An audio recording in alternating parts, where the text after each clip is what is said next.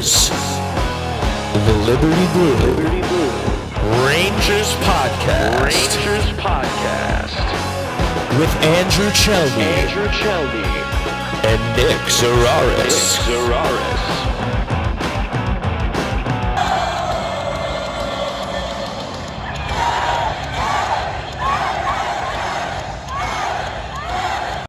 Rangers fans, welcome to the best Rangers podcast in town. I am Andrew Chelney alongside Nick Zararis, and we are Liberty Blue. We scream about the Rangers so that you can save your voice. That's how deeply we care about you, and we appreciate that you've joined us for the ride. This is episode 34, live on Twitter, Twitch, and YouTube. We'll put the full video up on our YouTube, Liberty Blue Podcast, and the audio version will be available as an audio podcast as well. Search Liberty Blue on your favorite podcast platform, and it should be there. Give the show that shiny and illustrious 5-star review on Apple Podcasts and Spotify. It helps the show way more than you think it does. At Liberty Blue Pod on Twitter and Instagram, I'm at Chelney Andrew, CHELNEY Andrew, alongside Nick Zararis, Nick ZARARIS. Those are our personal handles to follow as well. Nick, the Rangers are back tonight. How about that? Yes, it's been about a week. Very mid performance over the weekend from the NHL.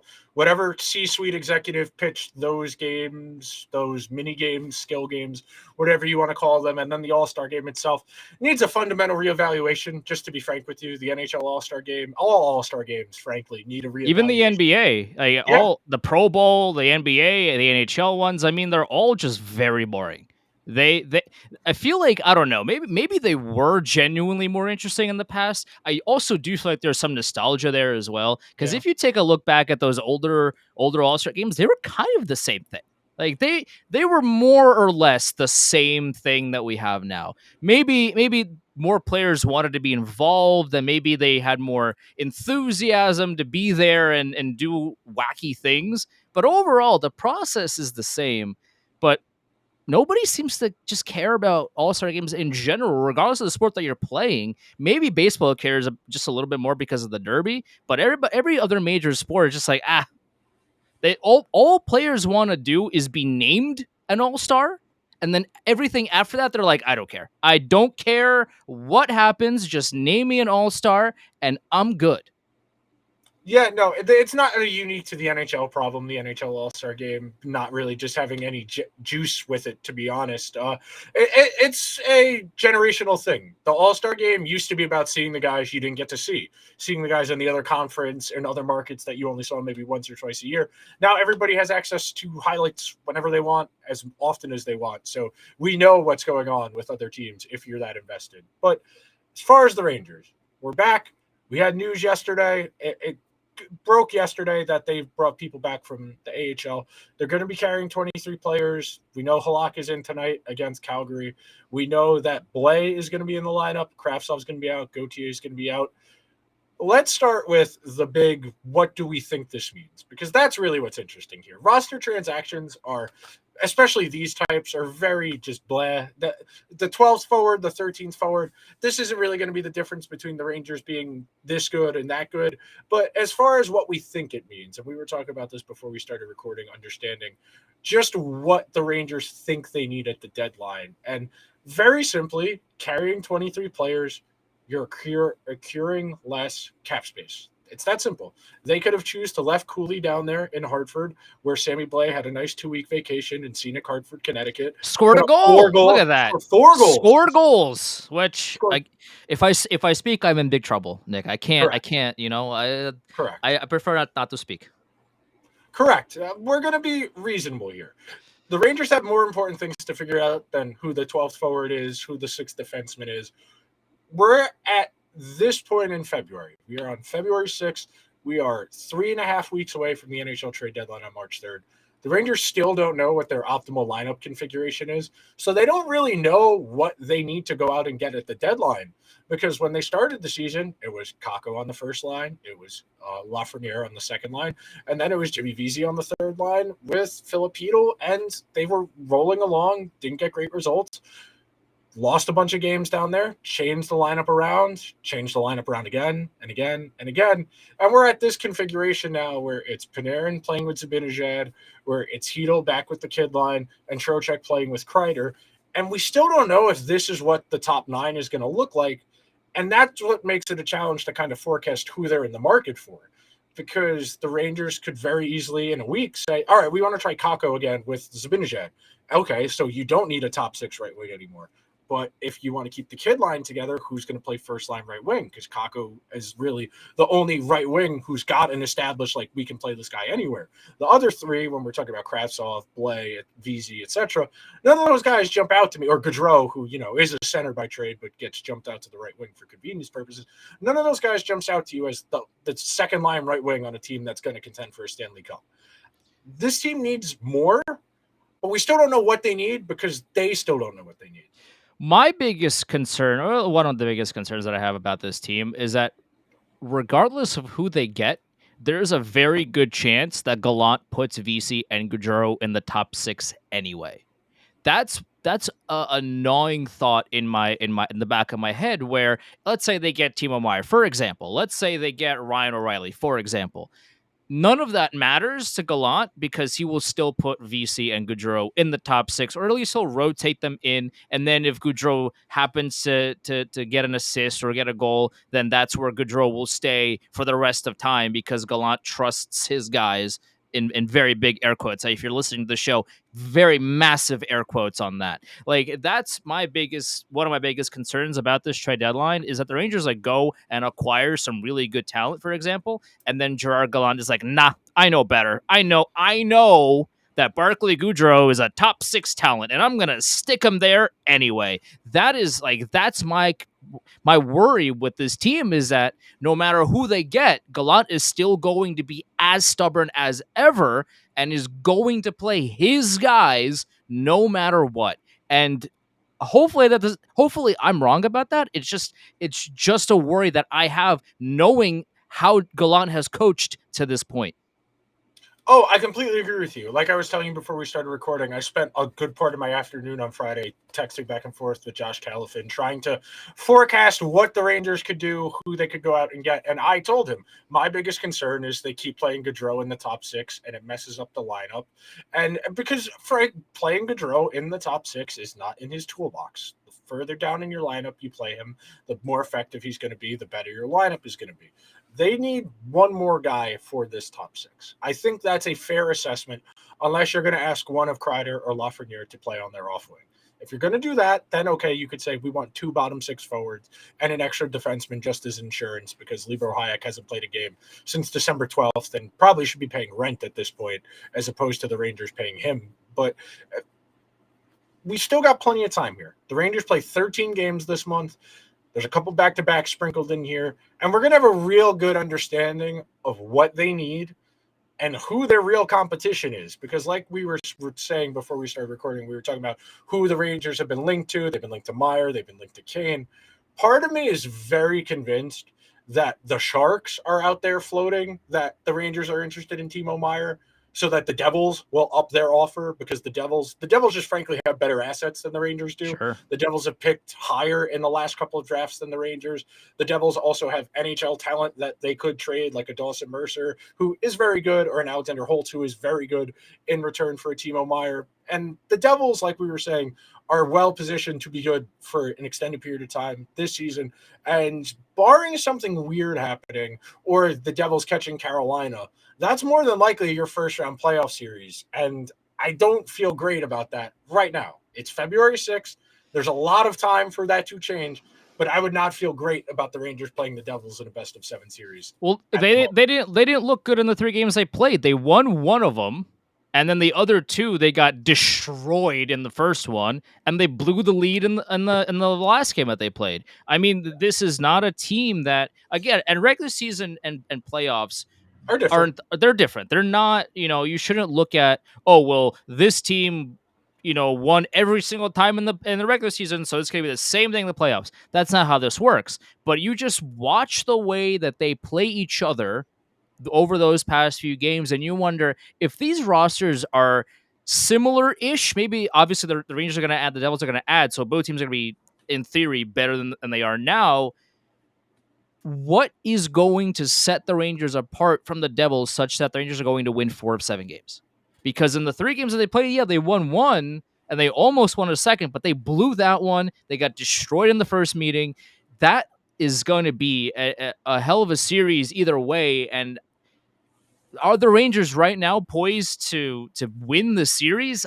I'm not very confident in that. Given, I mean, listen, the Rangers are what 8-2-2 in January, despite not looking so good. Like their power play is brutal, and their 5-on-5 play hasn't been all that great either. And despite that, they've pretty much won out January. So the verdict is kind of out on this team right now, but the Devils are a very scary team, and we talked about this before we went on air. But let's say the Devils call Vancouver again. They're like, hey, remember the Corey Schneider trade? Well, why don't we take a gander at Thatcher Demko? And if they get Thatcher Demko in, I mean, I almost had my water bottle over.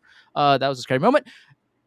They're a very scary team, and the goalies in New Jersey have been okay. They've been better. They've been not so great. There's kind of been up and down. But if they get Demko in there, I mean, they're one of the dark horses for sure.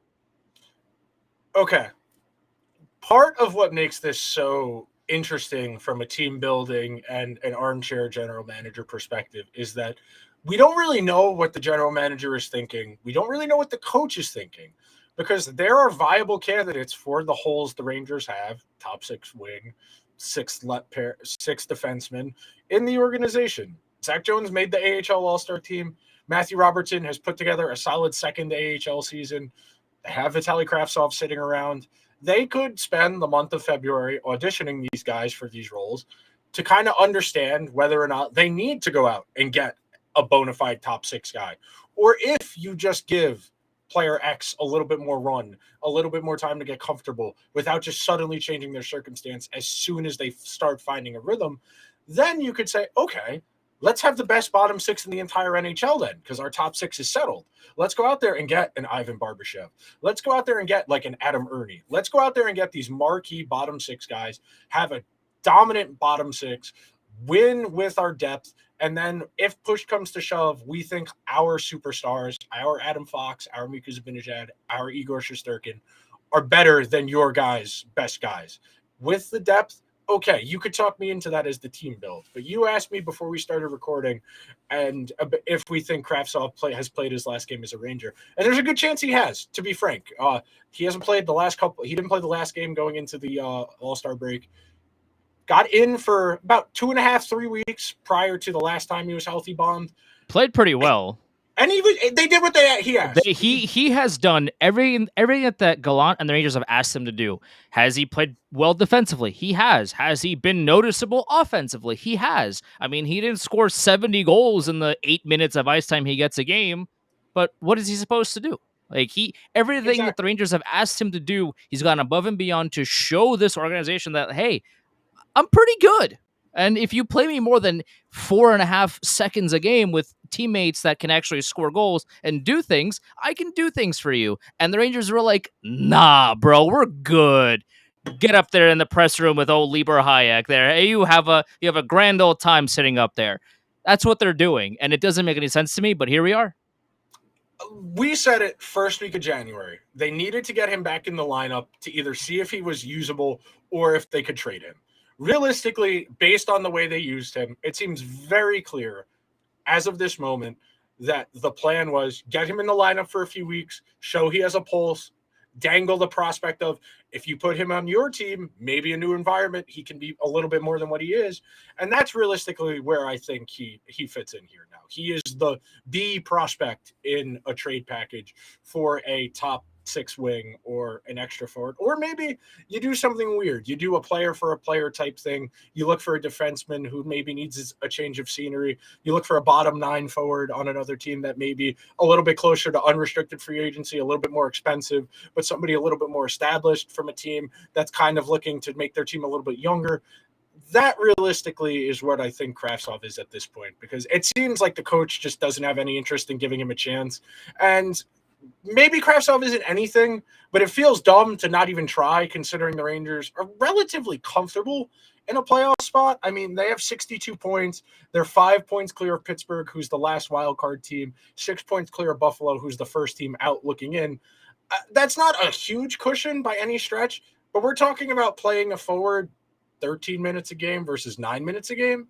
I don't think one guy is going to sink your team in a month, especially when he's good at hockey. Like that's that's really the most mind baffling thing about this whole situation is like the old adage. I forget who like posted the regional post on Twitter that was just like, why play players that you know are bad when you can play guys that might be bad instead if they're young and they don't have Micah. I think that was Micah of HockeyBiz.com.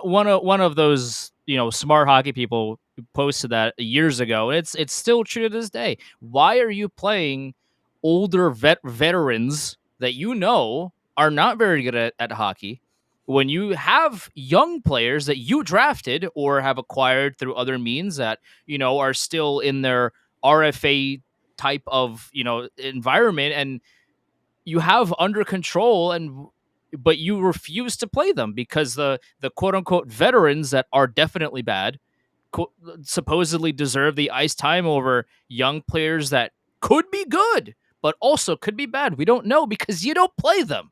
Maybe play them every now and again, but the Rangers kind of don't care about that philosophy. So they play who they want to play, and Sammy Blais is in the lineup again for reasons. So there's that.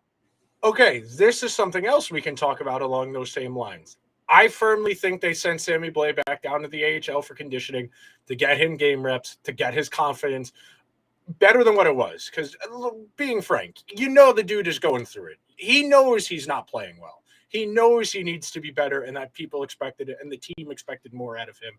But realistically, to me, I think that was the first step in saying, okay, we need to prove this guy has a pulse so we can trade him, similar to the way Kravtsov was given a chance to play just to show proof of life. It's not quite holding up the newspaper in a picture, but it's the same idea here. Getting Blais some confidence back, throw him back in the lineup. If he's going to play with Cooley and Leschyshyn, they can't possibly be the worst fourth line the Rangers have assembled.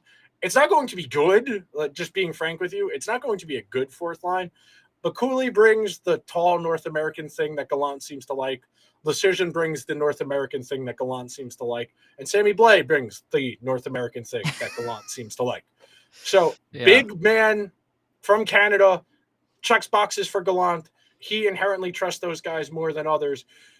I think Blais getting traded, and at the very least, I definitely think if he survives the trade deadline, he's getting non-tendered. I do not think Sammy Blais is on the team next year because they can't afford. There's no point in paying a guy this much, right. 1.6 million, 1.575 million, I think is his cap hit for somebody who has 0 goals. It's just not tenable. It's not. Well, you would hope that's just the hope and the dream is the realization that hey, like the Rangers, like we literally cannot afford this man anyway, but because he is scoring 0 goals and he's been a Ranger for 52 games. This will be game 53. We'll see if maybe he breaks the record. I mean, Tanner Glass holds a record, and I believe Satboy Steven put this out earlier today that Tanner Glass holds a record for 56 games without a goal to start their Rangers career. Tanner Glass, the man who sniped Carey Price and scored the first goal of the playoffs that one time. That same Tanner Glass, 56 games without a goal to start his Ranger career. So Sammy Blais about to break the Rangers legend record. So I've talked about Sammy Blais ad nauseum. I know whenever Buchnevich is mentioned or Blais is mentioned, I'm always being bat signal. It's a bad signal for me to get going. Yes, I understand that, but at the end of the day, like the Rangers, I have to believe that they are well aware that this man has 0 goals in 52 games. And I would have to believe that because otherwise, like, what else are we doing here? If Christopher up there sitting in the GM booth is like, gee, how many goals does Sammy Blais have? I got to go check Hockey Reference. And then he goes and checks. He's like, oh, he doesn't have a goal. Maybe he's not very good. We'll give him 20 more games. We'll figure it out. Like that's at a certain, like that kind of, I say that jokingly, but that kind of seems to be what they're doing with Sammy Blais as well. So maybe it's time for a change. What do I know? Do you think Drury's a hockey DB or a hockey reference guy? I think he's a hockey reference guy because the hockey reference gives you more. Hockey DB is very like, here is exactly how many games, goals, assists they had. That's it. Hockey reference is like, okay, well, here's their ice time. Like, here's all their transactions. I do think for simplicity, he might check hockey DB for a quick glance.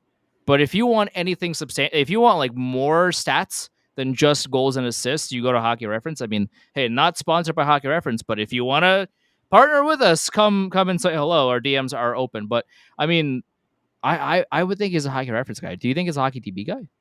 I use hockey DB when I'm evaluating guys who don't have long NHL track records because it still has their developmental leagues, which is what's generally more helpful because I use both. I am an avid user of both, depending on what information I need. So I generally think Hockey Reference is used more frequently, but I think Hockey Reference also does have its limitations, which is part of it. Doesn't have the best transaction information. It doesn't always have trades listed. It doesn't have the developmental leagues listed in a convenient format because generally Elite Prospects is good at that. Yes, Elite Prospects is very useful for that.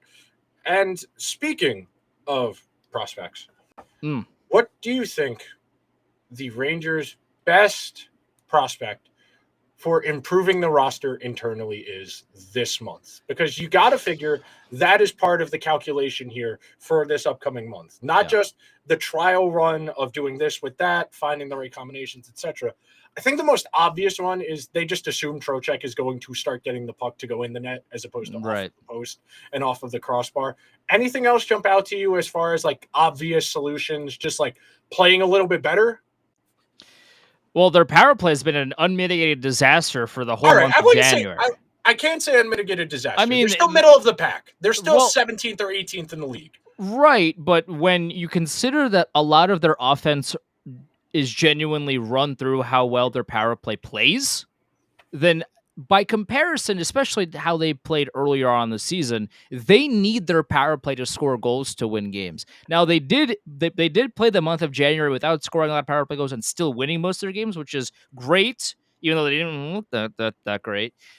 That I feel like is more of an anomaly as opposed to the mean. The mean will eventually come down to, are the Rangers scoring on the power play? The answer is yes. The chances of them winning games are much higher. If they are not doing anything on the power play, or if the refs aren't giving the Rangers opportunities to score on the power play, the chances of them winning, especially come crunch time, come playoff time, is going to be significantly lower. So right now, my number one concern with them is, how are they going to fix power play? Because if they do some tweaks and they start figuring it out, and then they score, as they did last season and earlier this season, then my hopes for them are going to be much brighter. That if all they need to do is get one power play, two power play opportunities, and they score on one of them, and all of a sudden they're right back in. They have momentum. They do all these things, but if the power play continues to just kind of middle in, 18th, 19th, 21st, like that kind of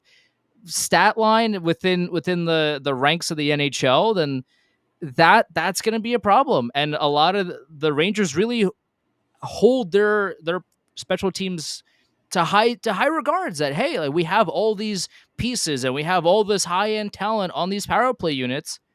Well, then let's see it, because they haven't really been showing up the past few weeks here. So if they get that sorted out, then you'll see an improvement pretty rapidly.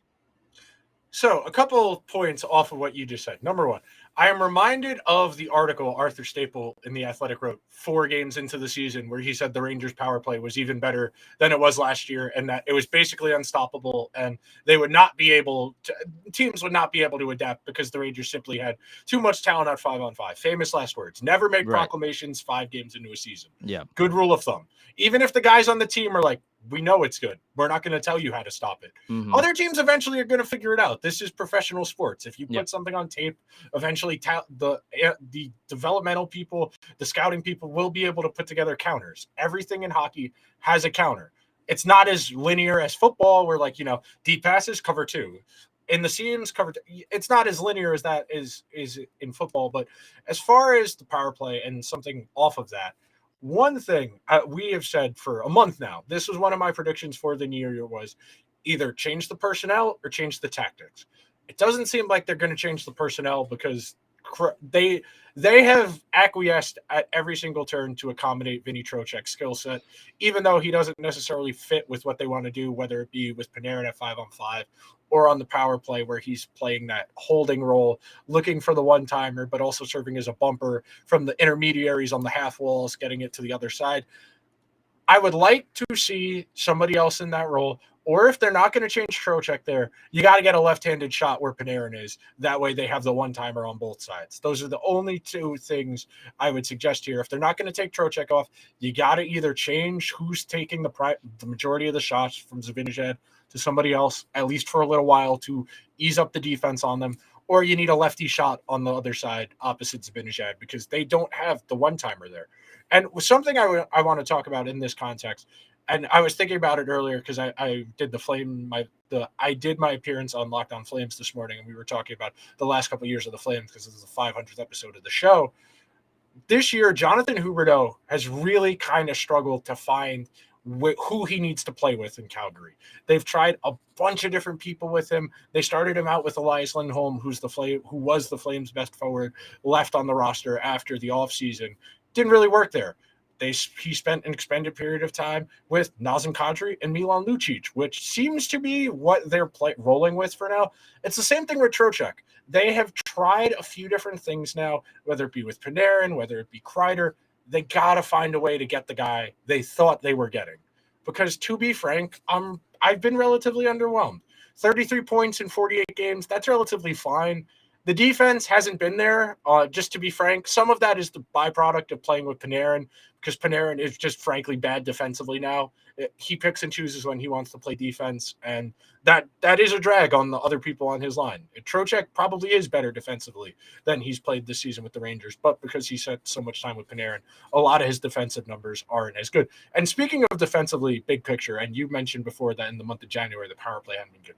What has been good at 5-on-5 is the team defense. They have done a significantly better job of limiting the high danger chances against and the total number of chances against. Some of that is a result of just the offense playing a little bit better, having to play less defense. But we have to give credit where it is due. The defense is not an atrocity like it was in the month of December. It is getting incrementally better. Which is what we asked. That's what we wanted. We got what we wanted. So yeah, I mean, listen, like the defense, Ben Harpur aside, has been better. Has been a lot better lately. And we could talk about this all night if we want to. But the Ben Harpur spot could go to Zach Jones or Matthew Robertson, or again a young player that could be good or could be bad. I would rather see them play as opposed to somebody in Ben Harpur that we know is bad and is one of the worst skaters in the NHL. I mean, a good player can just skate around him when need be. If you have anybody that has decent speed with the puck and Ben Harpur's on the ice, they will just skate by. Like I'm not very confident in Ben Harpur, at least foot speed wise, keeping up with a speedy winger coming down the wing. But give credit to where credit is due. I mean, Fox and Lindgren obviously have been a fantastic pairing. Trouba and K'Andre Miller for all the defensive issues that we've highlighted throughout the course of the show and on Twitter and all that. They have been better as of lately. I mean, we'll see how the All-Star break kind of shifts that, because when you come back from a long break, two things can happen. Either you continue right where you pick off and you continue to get the ball rolling, and now you're firing on all cylinders, or you have or the tire that you have has been deflated and you got to inflate it again. And now everybody's kind of, oh wait, we haven't played hockey in a little bit. How do I do this again? And now you go into Calgary, let's say, for example, you lay an egg, and then you go and the next game and you play a little bit better, but you lose there again too, and like that starts its own snowball process. So there's this fork in the road the Rangers are about to embark on tonight against the Flames. Is okay, who are we now that the bye is over? Because they can either be the exact same team that they were in the week that they had off, and they were just, was was great, and they got their, the All-Star. Some players went to the All-Star, and then some players went to the Knicks game. I think Chris Kreider and a couple of other players were at the Knicks game this week. So if that was just a really good opportunity for everybody to just kind of calm down, take a break, if you're in Florida, great, take some pictures or skate some laps, or if if you didn't get the All-Star nod, then you go to some Knicks games and watch them lose, or mostly. But if they continue to play the way they did, then that's the best case scenario. But one of the concerns is they go out in the ice after not being a team for a week, and they go to Calgary and they look bad, and the defensive structure looks bad, and hopefully that doesn't happen. I would love for that to never happen. I would love for the Rangers to win every game until the end of time, but that's a genuine concern, because that happens to not only the Rangers, that happens to a lot of teams. Some teams have kind of figured out how to navigate that, but a lot of teams in a lot of situations, not just in hockey, but just in general, they get a long break and they come back and they look miserable.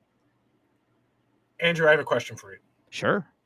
Over under 3 icings in the first 8 minutes of this game. Over. Oh, hammer the over like you have no other bets to put and you have unlimited money. You hammer that over.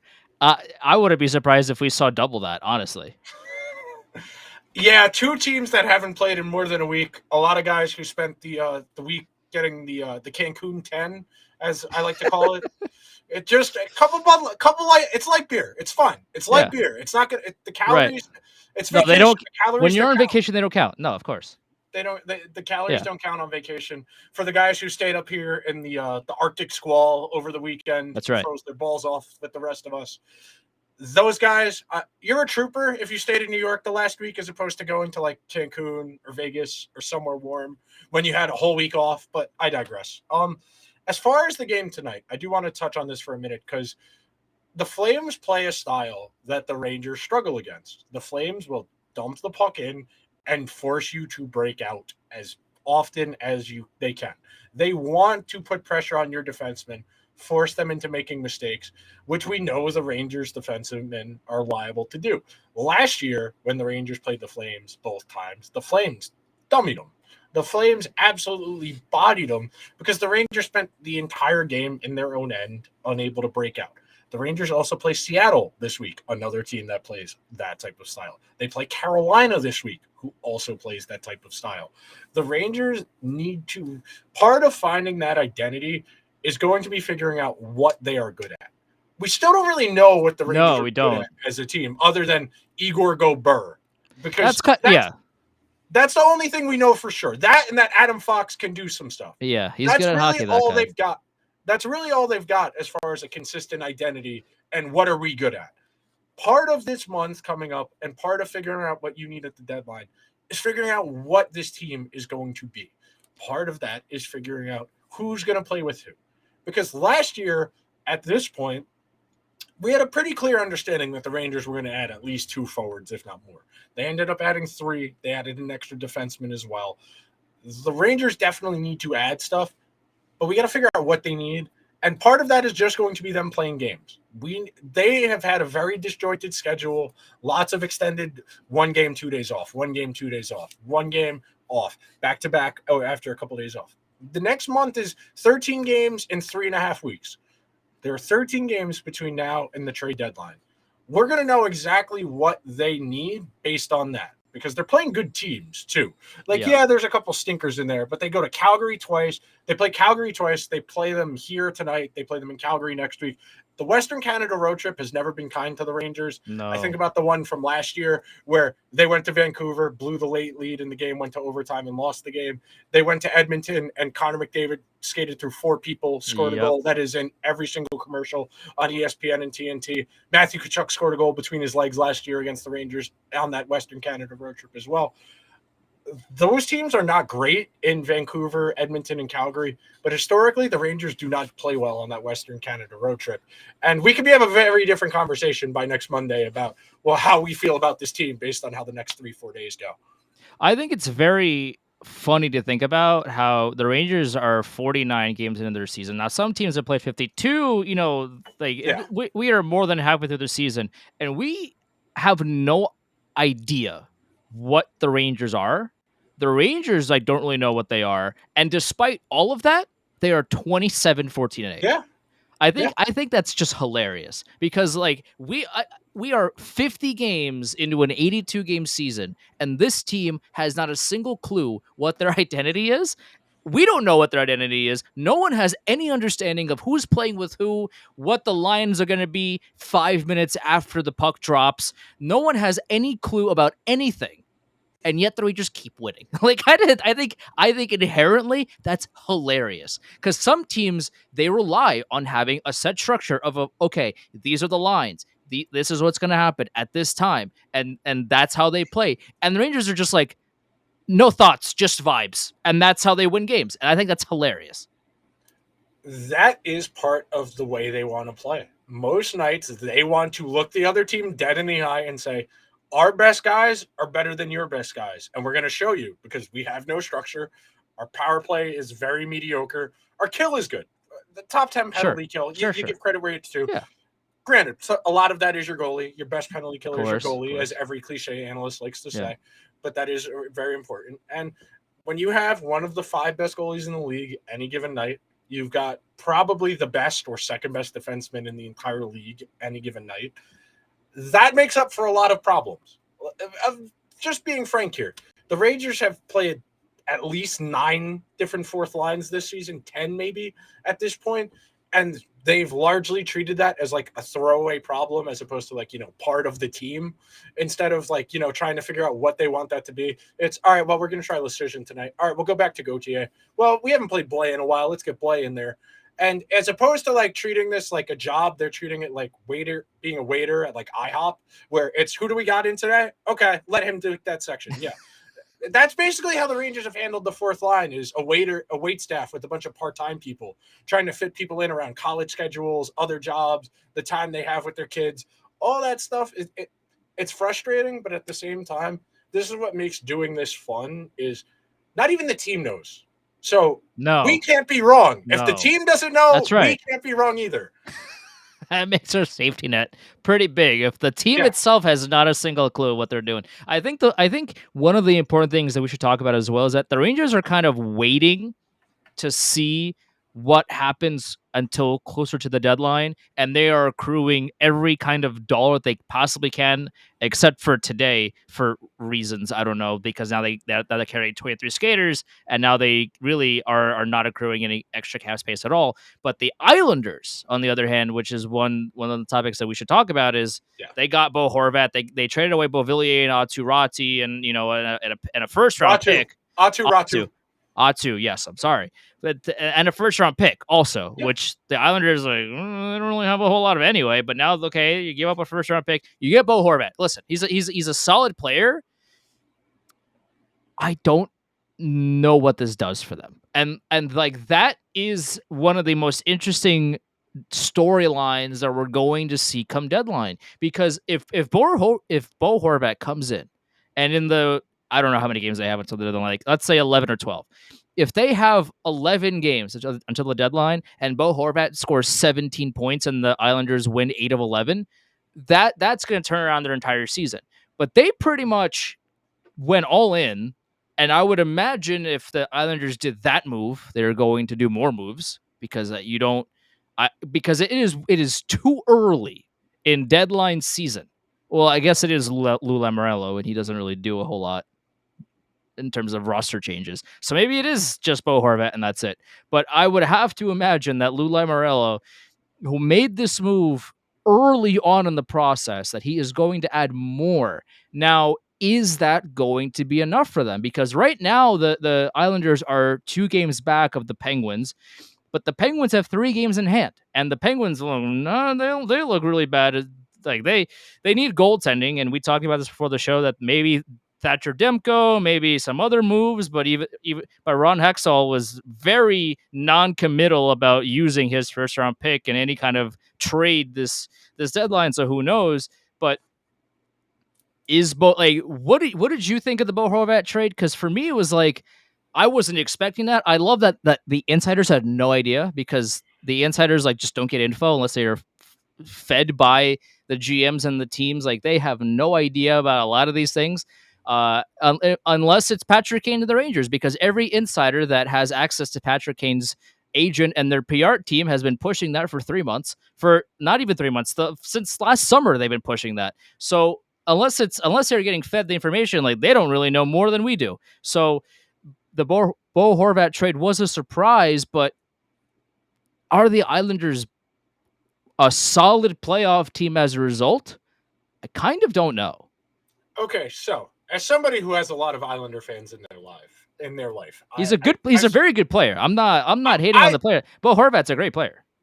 I've spent a lot of the last 48 hours watching people who were going from let's bring Lou Lamoriello to the home now, it's time to retire, to okay, let's go out and trade for Patrick Kane or Timo Meier. We have the best goalie in the league at the moment. We have a really good top 3 defenseman.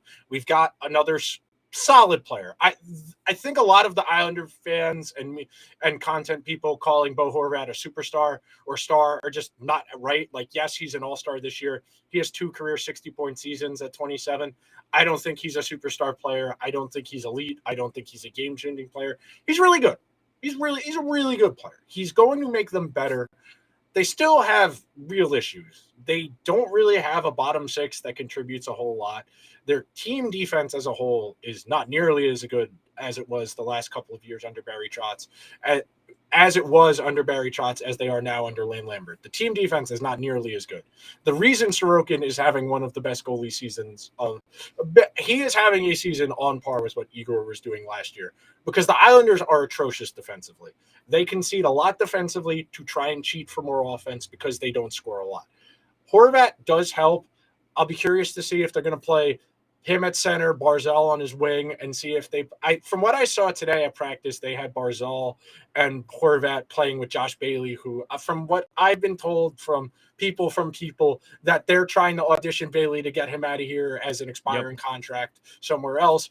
But this makes the Islanders better. But the argument I've been having all weekend is they're still, maybe the 6th best team in the East with Horvat, and that's if everything goes right. Okay, you get in, you play Boston or Carolina in round 1. Great. You gave away another first-round pick. You traded for another guy who's in his late 20s. You think about how this roster is set up. They've got an okay core. The bones of this group being Horvat, Barzal, Dobson, Pelech, Pulak, Sorokin. That's not bad. Well, they gave Horvat that 8-year extension, so now he's there for forever, essentially.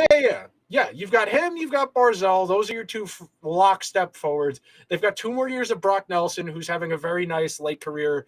I don't want to call it a renaissance because he was never like this good before, but a late career bloomer. He's a late bloomer, Brock Nelson. He's having the best 2 seasons of his career in his early 30s. Okay, you got them. Other than that, Oliver Wahlstrom, you still don't really know what he is. You don't really have – Peugeot is okay. He's not bad. It just feels like this group needs a lot more than just 1 or 2 guys. And that's why going this aggressively this year, when you're at best the 6th or 7th best team in the East, doesn't make a whole lot of sense. Well, let me ask you this then. Bringing it back to the Rangers, because this is after all a Rangers show, should the Rangers be afraid of the Islanders now that they have Bo Horvat? Bo Horvat. Jesus. Now I'm gonna, say it wrong 4 times. You get it right the 5th time. But I mean, because for me, like, because they're not going to be playing them in the playoffs. Right. The only way you're playing the Islanders is if you're going to play them in the conference final, because they're going to be on the other side of the bracket, because they're going to be in the Atlantic side of the bracket more likely than not, because they're going to be the lowest playoff seed playing the Bruins. Now, if they get the first wild card, which would take a pretty good stretch run here. Let's not forget they're, I think, 5 back, 6 back. They're 2 standing points back, but like you said, Pittsburgh has games in hand still to play. Even with a good winning percentage, even if you're generous, you give them a 600 winning percentage the rest of the way. That puts them at about 95, 96 standing points. That's probably not enough to get in. You're going to need to play closer to 650 winning percentage hockey to make the playoffs if you're the Islanders right now. Yes and no. The one caveat to that I will say is that Pittsburgh looks Pittsburgh flop. awful. Look, Pittsburgh looks really bad, and Ron Hextall pretty much just went to the media today and said that he loves his team and they're doing just fine. So if the Penguins don't do a whole lot at the deadline, they continue their free fall, which I mean they can because they're what their best goalie can't stay healthy and their other goalie is bad at hockey. If the Penguins continue to lose games, the Islanders could, if they continue if they continue to win, and if Horvat comes in, like we said, if Horvat just comes in and starts scoring points at will and revitalizes their offense, and all of a sudden now they're winning games, then that threat could be greater. Right now, with the Penguins having 3 games in hand, and now they're still ahead of the Islanders and all that, right now, maybe not. But Penguins don't look good. Washington has looked better than they have earlier on the season. I mean, they went on that run earlier on, but they're 4-6 in their last 10, so they haven't really looked all that good either. So if the Islanders are going to make a push, now is the time to do it. So I understand why Lou did this move, but if the Islanders don't fix the other massive gaping holes in their lineup, then Bo Horvat is that meme at a Jurassic Park where you just put a Band-Aid over a big rock that's just slit in half. That's what Bo Horvat is right now to this roster. Maybe he comes in and he scores 10 goals in 8 games and the Islanders are all of a sudden winning 7 of 8 and all these things, and maybe that happens. And they need more than him. But they need more one, to be in a solidified playoff spot, and 2, they need more if the Rangers are going to look at them and say, hey, we don't want to play them. Realistically, in the East, I don't want to play Boston. I don't want to play the Devils. No. Other than that, I wouldn't feel that bad. I mean, you could say Tampa, but at the same time, I'm not as worried about Tampa as I've been in the past. Toronto, we're not playing them in the first round, and they're not getting past the first round, so we don't got to worry about them. Unless this is the final of the year. It's been 19 years. You don't think the 19th time's the charm, Nick? Or is that what you're saying? Probably not, to be honest with you. You're looking at a coin flip series against the Lightning. It's not ideal. No. It's not ideal, but that's the stupidity of this divisional alignment right now. Yeah.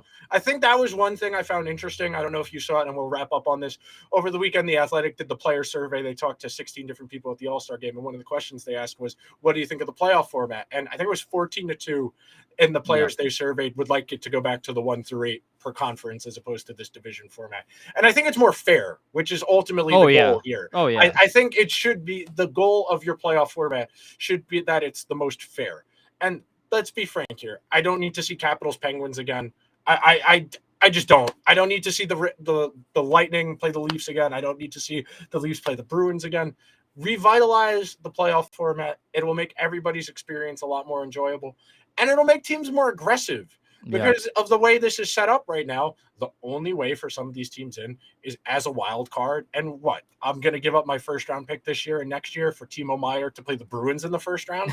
That's not exactly the most intelligent decision. Well, do you think then that because the NBA has a setup in which the top 6 teams make the playoffs, and then teams 7 through 10 play in a play-in tournament, basically. So seed 7 plays seed 10, and if they win once, they're in. But if seed 10 wins twice, then they're in, as opposed to seed 7. So that kind of thought process. That will happen. I do think that will happen because the NHL needs to make more money, and more games is the easiest way to make more money. Yes, but also one of the things that, because this has been going on for a few years now, one of the things that has been a byproduct of that new system in the NBA is that more teams are trying to win. Yeah. More teams are going for it. More teams are trying, as opposed to being 5 points out in January and saying, "Nah, we're too bad." Now all of a sudden in the NBA, it's like, "Oh, we're just 2 wins away from the play-in tournament. We can do this." That has kind of, in a sense, I don't want to say curbed tanking, because tanking is still going on for sure, but there's been fewer teams that are less likely to throw in the towel earlier. And we've seen it in the NBA in during this period of time where a lot of the thought process is just get in, because anything can happen once you're in, and then we can worry about that later. So I do think That's that Lou's plan. Realistically, that's the Islanders' plan. yeah. If we just get Well, in, you don't want to see us. That well, realistically. I is mean, what hey, when Islanders the are playing Kings right did it as an 8 seed, Yeah. right? In 2014, like they were an 2011. 2012, 20 no. Yeah, when That they was beat the Devils, that was 2012. they were Yeah, the that was 8 20 seed. that was 2012. Yeah. They were an 8 seed. And then they went down 3-0 to the Sharks, and they were like, "Oh, well, the Sharks were like, "Oh, this is over." And then that was the year. Pretty sure. If I'm not flipping my 2014 and my 2012. But anyways, like the LA Kings went in as an 8 seed. It was 2014. You know why? Because I remember a couple months ago, I tweeted like in the middle of the summer, like if only the Sharks beat the Kings in the first round of the 2014 playoffs, the Rangers would have won the Stanley Cup that year. That's why. Oh, okay, okay. Right. So okay. So in 2014, like the Kings were an 8 seed, and they just get in, baby, and then they absolutely dominated everybody and won. So I guess that's Lou's plan. That's Lou's plan for the Islanders. Just get in, and we'll see what happens. But yeah, I mean, I do think that Bettman eventually will bring in that. Like what they will do is they will revert back to a 1-8, but introduce the play-in, so have it be 1 through 6, 7-10. Like that's what they're gonna do to mold in with the NBA, because the system has been working in the NBA. It was, people criticized it as a gimmick before it happened and before the change, and now since the change, people are buying in. People want to continue playing. It